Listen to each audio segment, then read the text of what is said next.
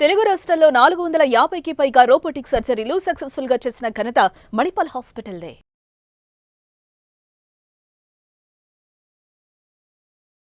Suman TV ప్రేక్షకులకు నమస్కారం.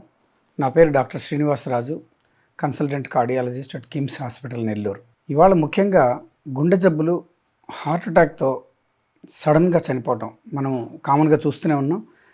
టీచర్లు చదువు చెప్పేటప్పుడు లేదా డ్యాన్స్ ప్రోగ్రామ్స్లో యువత డ్యాన్సులు వేస్తూ రకరకాల కార్యక్రమాల్లో ఉన్నటువంటి సడన్గా కొప్పుగూలి పడిపోవటం, సడన్గా హార్ట్ స్ట్రోక్కి గురి అవటం, కార్డియాక్ అరెస్ట్ డెవలప్ అవటం, ఇవన్నీ మనం ఎవ్రీడే న్యూస్లో సర్వసాధారణంగా చూస్తున్నాం అండ్ వింటున్నాం. సో ఇవాళ దానికి సంబంధించినటువంటి కొంత ఇన్ఫర్మేషన్ని మనం మీతో షేర్ చేసుకున్నాం అనే ఉద్దేశంతో ఈ అవగాహన కార్యక్రమాన్ని చేపట్టడం జరిగింది. ముఖ్యంగా ఈ గుండెకు సంబంధించినటువంటి హార్ట్ అటాక్స్ ఏవైతే ఉన్నాయో, అలాగే కార్డియాక్ అరెస్ట్, ఈ రెండింటికి ముఖ్యమైన తేడాని మనం గమనించాల్సిన అవసరం ఉంది. హార్ట్ అటాక్ అనేది గుండెకు సంబంధించి గుండెకు రక్తం సప్లై చేసేటటువంటి రక్తనాళాల్లో బ్లాక్లు ఏర్పడటం వల్ల హార్ట్ అటాక్ వస్తుంది. హార్ట్ అటాక్ వచ్చిన ప్రతి ఒక్కరికి కార్డియాక్ అరెస్ట్ రావాల్సిన అవసరం లేదు.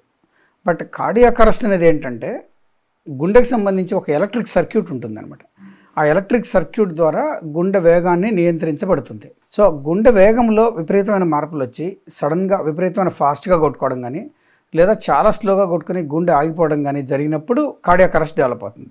సో బేసిక్గా కార్డియాక్ అరెస్ట్ అనేది ఒక ఎలక్ట్రికల్ ప్రాబ్లం వల్ల వస్తుంది మెజారిటీ ఆఫ్ ద టైమ్స్. వేరే హార్ట్ అటాక్ అనేది ఏంటంటే గుండె రక్తనాళాల్లో రక్తం సప్లైలో అడ్డంకులు ఏర్పడటం వల్ల, కొరనరీ ధమనుల్లో అడ్డంకి ఏర్పడటం వల్ల హార్ట్ అటాక్ వస్తుంది. అయితే ఈ రెండింటికి తేడా ఏంటంటే ముఖ్యంగా హార్ట్ అటాక్ వచ్చిన వ్యక్తి కాన్షియస్గానే ఉంటారు, మామూలు మన మధ్యలోనే ఉంటారు, నొప్పి కంప్లైంట్ చేస్తారు, వెంటనే తను మనం హాస్పిటల్ తీసుకెళ్ళి వెంటనే ఇవ్వాల్సినటువంటి ప్రథమ చికిత్స మందులు కానీ అతనికి ఇచ్చినట్లయితే అతన్ని హాస్పిటల్ తీసుకెళ్ళి పూర్తిగా సంపూర్ణ ఆరోగ్యవంతునిగా చేసేటువంటి అవకాశాలు మనకు ఎక్కువ ఉంటాయి. అదే ఒక కార్డియాక్ అరెస్ట్తో చూసినట్టయితే, కార్డియాక్ అరెస్ట్ వచ్చినప్పుడు పేషెంట్ మనకి రెస్పాండ్ అవ్వడు, అంటే పేషెంట్ అన్కాన్షియస్ అయిపోతాడు.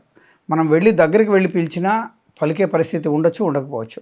దానికి వెంటనే సిపిఆర్ అంటాము, కార్డియోపల్మనరీ రిససిటేషన్ అనేది కనుక చేయగలిగితే, హార్ట్ని మసాజ్ చేయటం, మౌత్ టు మౌత్ బ్రీతింగ్ చేయటం, అందుబాటులో ఉంటే కనుక మనకి డిఫిబ్రిలేటర్ అనే మిషన్ ద్వారా హార్ట్కి షాక్ ఇవ్వడం ద్వారా ఆ పేషెంట్ వెంటనే మన స్పృహలోకి తీసుకొచ్చే ప్రయత్నం, అలాగే అతను జీవించేటట్టు చేసేటువంటి ప్రయత్నం చేయొచ్చు. కాబట్టి ఈ రెండింటికి డిఫరెన్స్ మనం ఇప్పుడు మాట్లాడుకున్నాం. ఇకపోతే ఈ హార్ట్ అటాక్ వచ్చినప్పుడు వెంటనే ఏం చేయాలి, మనం ఆ పరిస్థితుల్లో ఉన్నట్లయితే వెంటనే ఏం చేయాలి, ఆ పరిసరాల్లో కానీ లేకపోతే పబ్లిక్ ప్లేస్లో ఇలాంటివి జరిగినప్పుడు ఏం చేయాలి అనే దాని మీద మనం చర్చిద్దాం. ఎప్పుడైతే ఈ హార్ట్ అటాక్ వస్తుందో, హార్ట్ అటాక్ వచ్చినట్లు మనకు అనుమానం వస్తుందో, ఎలా గమనించాలి ఈ హార్ట్ అటాక్ అంటే, ఈ హార్ట్ అటాక్ వచ్చిన వ్యక్తికి ఉన్నట్టుండి ఛాతీలో నొప్పి రావటం, సెంటర్ భాగంలో కానీ ఎడం వైపు ఛాతీలో కానీ నొప్పి రావటం, ఆ నొప్పి వచ్చినప్పుడు అది భుజాలకి అలాగే మన గడ్డానికి లేదా మెడ దగ్గరికి పెయిన్ రాకటం, ఆ పెయిన్ వచ్చినప్పుడు వెంటనే చెమటలు పట్టడం, ఒక్కొక్కసారి వామిటింగ్ సెన్సేషన్ రావటం, ఒక్కొక్కసారి ఒళ్ళంతా చల్లగా అయిపోవటం, ఇలాంటి కంప్లైంట్స్తో ఆ హార్ట్ అటాక్ నొప్పి యొక్క లక్షణాలు మనకు బయటపడతాయి. సో ఎప్పుడైతే అలాంటి లక్షణాలు మనకు బయటపడ్డాయో వెంటనే ఆ వ్యక్తిని పడుకోబెట్టకుండా కాసేపు వెంటిలేషన్ ఉన్న ఏరియాలో కూర్చోబెట్టడం. ఎందుకంటే పడుకోబెట్టినప్పుడు గుండెకి సంబంధించిన నొప్పి ఎక్కువ అవుతుంది. అలా కాకుండా ఆ వ్యక్తిని కూర్చోబెట్టినట్టయితే మనకు కొంచెం గుండెకి రక్తం సప్లై కొంచెం బెటర్ అయ్యే అవకాశం ఉంది. అంటే కింద నుంచి వెళ్ళే వీనస్ రిటర్న్ అంటాం, ఆ వీనస్ రిటర్న్ అనేది హార్ట్కి ఎక్కువ అవ్వకుండా, ఆ పెయిన్ ఎక్కువ అవ్వకుండా కాపాడగలుగుతాం. సో అలాంటి వ్యక్తికి వెంటనే దగ్గరలో అందుబాటులో ఉన్నటువంటి మెడికల్ షాప్ కానివ్వండి, ఎవరి దగ్గరైనా ఈ ఎమర్జెన్సీ మెడిసిన్స్ కానీ ఉన్నట్లయితే డిస్ప్రిన్ బిళ్ళ 325 mg స్ట్రెంగ్త్లో దొరుకుతుంది, ఒక డిస్ప్రిన్ బిళ్ళ. అలాగే క్లోపిడోగ్రల్ అనే ట్యాబ్లెట్ ఉంటుంది. క్లోపిడోగ్రల్ అనేది 75 mg 4 ట్యాబ్లెట్స్ని ఒకేసారి ఇవ్వటం, ప్లస్ అటోర్వాస్టాటిన్ 80 mg అనే ట్యాబ్లెట్ ఉంటుంది, ఆ బిళ్ళ ఒకటి. So disprin 325 mg plus clopidogrel 4 tablets, అలాగే అటోర్వాస్టాటిన్ 80 mg, ఈ 3 బిళ్ళలు వెంటనే ఫస్ట్ ఎయిడ్ కింద కానీ ఇచ్చినట్లయితే ఆ వ్యక్తి చనిపోయే అవకాశాలు గణనీయంగా తగ్గుతాయి. సో ఇది మనం ఫస్ట్ ఎయిడ్ అంటాం. ఆ ఫస్ట్ ఎయిడ్ చికిత్సని, ఆ కిట్ని మనం అందరం కూడా క్యారీ చేయొచ్చండి ఎప్పుడైనా పబ్లిక్ ప్లేసెస్లో ఉన్నప్పుడు. ఎందుకంటే మనకు ఉపయోగపడకపోయినా వేరే వాళ్ళకి ఆ కిట్ ఉపయోగపడుతుంది. ఎక్కడైతే మనకు అనుమానం వచ్చి ఆ విధంగా హార్ట్ అటాక్ తోటి మనిషి పడిపోవడం కానీ లేదా విపరీతంగా నొప్పితో అల్లాడుతున్న టైంలో మనము ఆ మందులు 3 ఇచ్చినట్లయితే అతను సర్వైవ్ అయ్యే అవకాశాలు గణనీయంగా పెరుగుతాయి. వీలైనంత త్వరగా ఇవి ఇచ్చిన తర్వాత వెంటనే హాస్పిటల్కి కానీ షిఫ్ట్ చేయగలిగితే అతనికి ప్రాపర్ చికిత్స అందించడం ద్వారా అతని లైఫ్ని మనం కాపాడగలిగిన వాళ్ళం అవుతాం. సో ఇది అవగాహనగా మీకు ప్రథమ చికిత్సగా గుండెకు సంబంధించి హార్ట్ అటాక్ వచ్చినప్పుడు చేసేటటువంటిది. అలాగే కొలాప్స్ అయినాడు అనుకోండి, సడన్గా కొలాప్స్ అయితే ప్రతి ఒక్కరికి కూడా అది మళ్ళీ ఒక సపరేట్ వీడియో ద్వారా అందరికీ ఆల్రెడీ చాలా వీడియోల్లో అవైలబుల్ ఉన్నాయి. సిపిఆర్ అంటే కార్డియోపల్మనరీ రిసస్టేషన్ అంటాము, అంటే హార్ట్ని మసాజ్ చేయటము, అలాగే మౌత్ టు మౌత్ బ్రీతింగ్ చేయటము. ఇవి చేయడం ద్వారా అతనికి వెంటనే లైఫ్ని మళ్ళీ ఇవ్వగలుగుతాము. తర్వాత అతన్ని హాస్పిటల్కి తీసుకెళ్ళిన తర్వాత హాస్పిటల్లో డెఫినెట్గా దానికి ట్రీట్మెంట్ చేయటము, తర్వాత అతన్ని బ్రతికించడం జరుగుతుంది. ఈ హార్ట్ అటాక్ అసలు ఎందుకు వస్తుంది, ఈ హార్ట్ అటాక్ గల కారణాలు ఏంటి, ఎవరెవరికి ఈ హార్ట్ అటాక్ వస్తుంది, ఎవరికి ఈ హార్ట్ అటాక్ వచ్చే అవకాశాలు ఎక్కువ ఉంటుంది అని మనం పరిశీలించినప్పుడు కరోనరీ రిస్క్ ఫ్యాక్టర్స్ అంటాం. కరోనరీ రిస్క్ ఫ్యాక్టర్స్ అంటే ఈ రిస్క్ ఫ్యాక్టర్స్ ఉన్న వాళ్ళకి హార్ట్ అటాక్ వచ్చేటువంటి అవకాశాలు ఎక్కువ ఉంటాయి. అవి ఏంటి అని అంటే, ఒకటి డయాబెటీస్. మనందరికీ తెలుసు డయాబెటీస్ మన భారతదేశం ప్రపంచంలో అగ్రగామిగా ఉంది. ఈ డయాబెటీస్ ప్రతి నలుగురిలో లేదా ప్రతి 5 మందిలో ఒకరికి డయాబెటీస్ ఉండటం జరుగుతుంది అడల్ట్ పాపులేషన్లో. సో ఈ డయాబెటీస్ ఉన్న వాళ్ళకి హార్ట్ అటాక్ వచ్చే అవకాశాలు 2 నుంచి 3 రెట్లు ఎక్కువ ఉంటాయి. అలాగే హైపర్ టెన్షన్ అంటే రక్తపోటు అంటాము. ఈ రక్తపోటు కూడా భారతదేశంలో 20 నుంచి 30% వరకు అడల్ట్ పాపులేషన్లో ఉంది. అంటే ప్రతి నలుగురిలో లేదా ప్రతి 5 మందిలో ఒకరికి బీపీ అధిక రక్తపోటు అనేది ఉంటుంది. కాబట్టి ఈ అధిక రక్తపోటు ఉన్న వాళ్ళకి కూడా హార్ట్ అటాక్ వచ్చే అవకాశాలు ఎక్కువ ఉంటాయి. మూడవది స్మోకింగ్. ఈ పొగాకు ఉత్పత్తులు, బీడీ, సిగరెట్టు, కిళ్ళి, తర్వాత ఈ రాజా, ఖైనీ, పొగాకు, గుట్కా, ఏ రకంగా అయినా కూడా పొగాకు ఉత్పత్తులు కానీ వాడినట్లయితే దాని ద్వారా మనకి హార్ట్ అటాక్లు వచ్చే అవకాశాలు గణనీయంగా పెరుగుతాయి.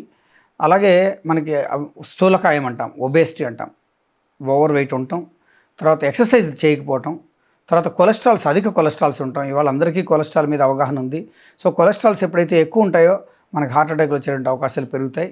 అలాగే మధుపానం అంటే మన ఆల్కహాల్ కన్జంప్షన్ ఎక్కువగా ఉన్న వాళ్ళకి కూడా ఈ హార్ట్ అటాక్లు వచ్చే అవకాశాలు ఎక్కువ ఉంటాయి. తర్వాత ఫిజికల్గా ఎక్సర్సైజ్ లేకపోవటం, ఫిజికల్గా ఎక్సర్సైజ్ లేని వాళ్ళకి కూడా ఈ హార్ట్ అటాక్లు ఎక్కువ వస్తాయి. సో ఇవన్నీ ఇప్పుడు మనం డిస్కస్ చేసిన అంశాలన్నింటినీ కూడా కొరోనరీ రిస్క్ ఫ్యాక్టర్స్ అంటాం. కొరోనరీ రిస్క్ ఫ్యాక్టర్స్ అంటే ఇవన్నీ ఉన్న వాళ్ళకి హార్ట్ అటాక్లు వచ్చే అవకాశాలు ఎక్కువ ఉంటాయి.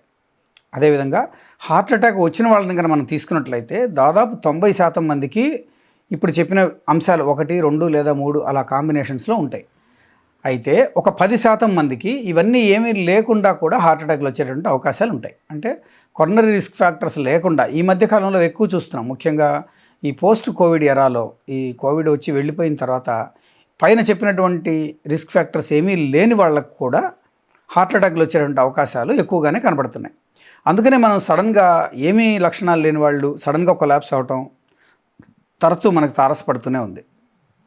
అయితే ఈ హార్ట్ అటాక్ లక్షణాలు ఎలా ఉంటాయి, వాళ్ళని ఎలా గమనించాలి, మనకు అటాక్ రాకముందు ఎలాంటి సిమ్టమ్స్ ఉంటాయి, మనం ఎలా వాళ్ళని గుర్తించాలి అనే విషయానికి వచ్చినప్పుడు చాలామందికి నేను చెప్పినటువంటి రిస్క్ ఫ్యాక్టర్స్, ఫర్ ఎగ్జాంపుల్ ఒక diabetic, hyper tension, smoking, family history అంటాం. ఫ్యామిలీ హిస్టరీ అనేది చాలా ఇంపార్టెంట్.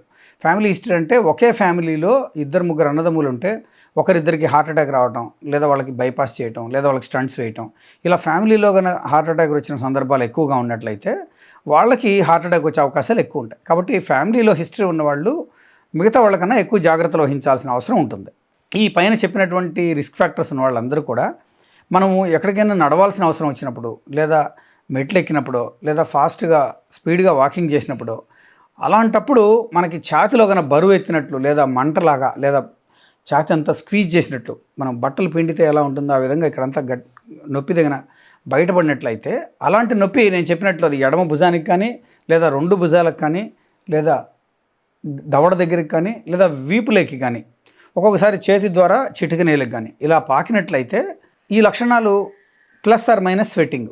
సో ఈ లక్షణాలు అన్నీ అందరిలో ఉండవు. కొందరిలో ఓన్లీ పెయినే కనబడుతుంది, కొందరిలో ఓన్లీ దవడ వరకే నొప్పి కనబడుతుంది, కొందరిలో ఓన్లీ భుజం నొప్పికే కనబడుతుంది, కొంతమందికి ఏమో చెమటలు ఉంటాయి, కొంతమందికి చెమటలు పట్టవు, కొంతమందికి వెంటనే వామిటింగ్ సెన్సేషన్ వస్తుంది. ఇలా రకరకాల కాంబినేషన్లో ఇవన్నీ కూడా ప్రజెంటేషన్స్ ఉంటాయి. సో ఇలాంటి లక్షణాలు మనకి ముఖ్యంగా నడిచినప్పుడే రావాలని ఏం లేదు. అంటే దీంట్లో డిఫరెంట్ వెరైటీస్ ఉంటాయన్నమాట గుండె జబ్బులు. ఒకటి ఏంటంటే క్రానిక్ స్టేబుల్ యాంజైనా అంటాము. క్రానిక్ స్టేబుల్ యాంజైనా అంటే మనం నడిచినప్పుడు, లేదా మెట్లు ఎక్కినప్పుడు, లేదా బరువు ఎత్తుకొని నడిచినప్పుడు గుండెకి రక్తం సప్లై తగ్గటం వల్ల నొప్పి రూపంలో కనిపించేదాన్ని క్రానిక్ స్టేబుల్ యాంజైనా అంటాము. అలాగే అన్స్టేబుల్ యాంజైనా అని ఒకటి ఉంటుంది. అన్స్టేబుల్ యాంజైనా అంటే ఏంటంటే ఎక్కువ శారీరక శ్రమ లేకపోయినా రెస్ట్లో ఉన్నప్పుడు కానీ, లేదా కొంచెం దూరం నడిచినా కూడా ఛాతీలో నొప్పి వచ్చినట్లయితే, లేదా భోంచేసినాక కొద్ది దూరం నడిచితే నొప్పి వచ్చినట్లయితే దాన్ని మనం అన్స్టేబుల్ యాంజైనా అంటాం. ఈ అన్స్టేబుల్ యాంజైనా అనేది హార్ట్ అటాక్కి, ఈ క్రానిక్ స్టేబుల్ యాంజైనాకి మధ్య రకం అనమాట. హార్ట్ అటాక్ అనేది ఉన్న ఫలంగా ఒక్కసారిగా సడన్గా ఛాతీలో నొప్పి వచ్చి మనం చెప్పుకున్నటువంటి లక్షణాలు కలిగి ఉండి వెంటనే చెమటలు పట్టడము, విపరీతమైన నొప్పి రావటము, నొప్పి వచ్చినప్పుడు వామిటింగ్ సెన్సేషన్ రావటము, లేదా మోషన్కి వెళ్ళాలన్న ఫీలింగ్ రావటము, ఉన్నట్టుండి ఒక్కొక్కసారి కొలాప్స్ అవ్వటము, ఒళ్ళంతా తడిచిపోవటము, ఇలాంటి లక్షణాలు వచ్చినట్లయితే దాన్ని మనం గుండెపోటుగా గుర్తిస్తాం, లేదా హార్ట్ అటాక్గా గుర్తిస్తాం. ఇంకొక లక్షణం ఏంటంటే సడన్ కార్డియాక్ డెత్ అంటాం. సడన్ కార్డియాక్ డెత్ అంటే అసలు ఎలాంటి వార్నింగ్స్ లేకుండా నొప్పిలాగా కనపడిన వితిన్ 1 అవర్ లోపల మనిషి చనిపోవడం జరుగుతుంది. అది నిద్రలో కావచ్చు, లేదా మేలుకున్నప్పుడు కావచ్చు, లేదా పనిచేసేటప్పుడు కావచ్చు. సో పేషెంట్కి పెయిన్ రావటం, కళ్ళుదిరి పడిపోవటమో, లేదా స్పృహ తప్పి పడిపోవటమో, అతని హాస్పిటల్ తీసుకెళ్ళండి, ఏమైనా చేయండి, అంతా కలిపి వితిన్ 1 అవర్ లోపల పేషెంట్ చనిపోయినట్లయితే అది నిమిషాల్లో అయినా జరగచ్చు. జస్ట్ అలా పడిపోయి కుప్పకూలిపోయి చనిపోవడం జరగచ్చు. లేదా ఒక్కొక్కసారి ఎవరైనా రిసస్టేట్ చేసి సిపిఆర్ చేసి కనుక బ్రతికించినట్లయితే మళ్ళీ అతని హాస్పిటల్ తీసుకెళ్ళినా వైద్య చికిత్స అందుతూ ఒక 1 అవర్ లోపల చనిపోతే దాన్ని మనం సడన్ కార్డియాక్ డెత్ అంటాం. సో సడన్ కార్డియాక్ డెత్ అనేది కూడా గుండె జబ్బు మొదటిసారిగా ఒకే రూపంలో, ఆ సడన్ కార్డియాక్ డెత్ రూపంలో బయటపడవచ్చు.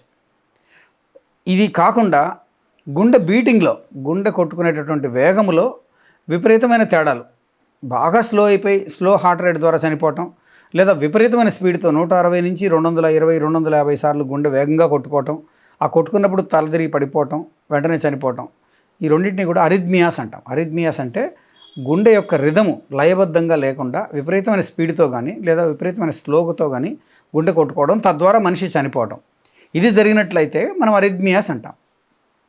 సో ఇవన్నీ కూడా క్రానిక్ స్టేబుల్ యాంజైనా కావచ్చు, అన్స్టేబుల్ యాంజైనా కావచ్చు, లేదా హార్ట్ అటాక్ కావచ్చు, లేదా సడన్ కార్డియాక్ డెత్ కావచ్చు, లేదా ఈ అరిథ్మియాస్ కావచ్చు. ఇన్ని వివిధ రూపాల్లో హార్ట్ అటాక్ ద్వారా మనిషి సడన్గా చనిపోవడం అనేది, లేదా హార్ట్ అటాక్ బయటపడటం అనేది మనకు జరుగుతుంది. సో ఇవన్నీ కూడా డిఫరెంట్ మేనిఫెస్టేషన్స్, అన్నీ ఒక్కొక్కరు ఒక్కొక్క టైప్లో ప్రజెంట్ అవ్వచ్చు అన్నమాట.